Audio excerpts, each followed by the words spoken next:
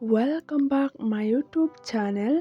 Kublai shipon ya kito kibasngau tenat banpej kum kine kijaj jing hikai. Kane kucing hikai ngawan ra shipi. Ki ya tenat iway ya iway. Tang ba kim not ya ong. Hato kashaje ya pi kumta. Alengin ya pe kalong kumno.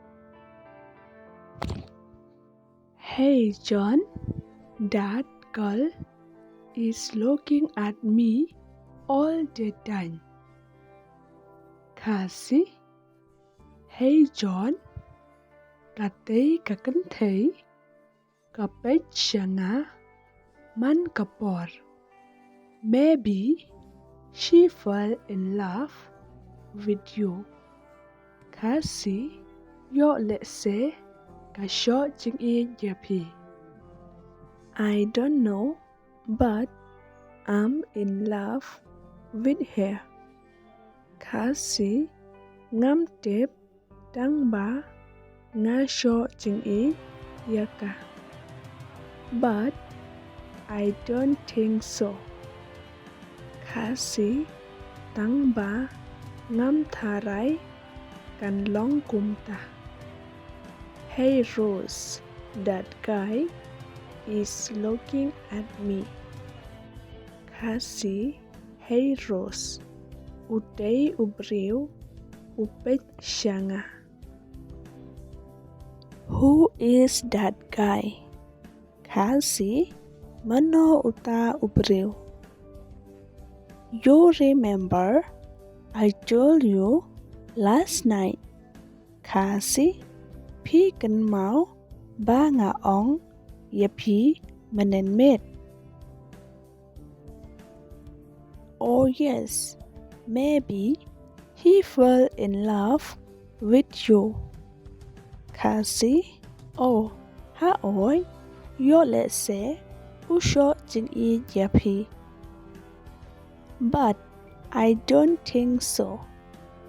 Kasi, tang ba ngam tharai kan long kumta.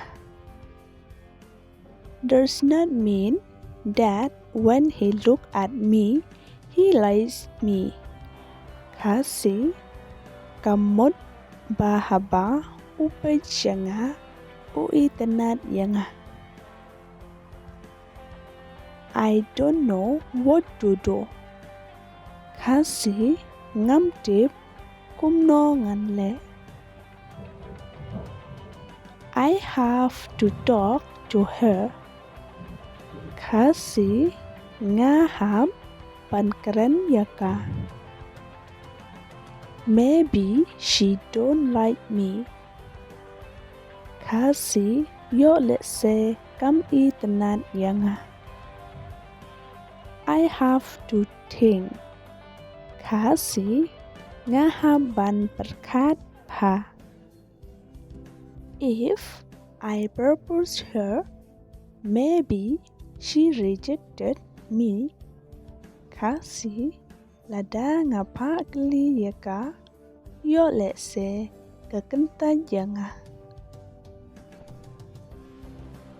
But it's my duty. I have to express my feelings. Kasi tang ba kadai kakamram jonga. Nga haban penpau ya kajeng sngew jonga. If he fall in love with me, kasi lada usho jing e janga. He should talk first. Kasi uladai ban kren shua mau. How come I will talk first? Kasi kumno ngan kren shua manga.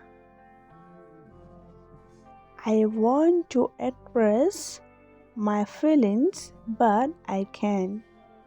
Kasi nga kwa ban penpau ya kajeng sngew jonga tang ba ngam la.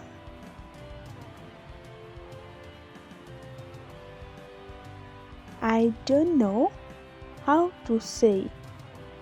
Kasi ngam tip shu kum no ngan ang. If I don't talk to her, kasi lada ngam kran yaka. Maybe someone will talk to her. Kasi let's say kiwai kin sakran yaka. I have to talk to her. Kasi ngaha bankran yaka. Hope she will accept my proposal. Kasi kermen kan sapriang yaka jing trua jonga. Hope he will express his feelings. Kasi kermen unsa penpau ya ka jing sngew jong o.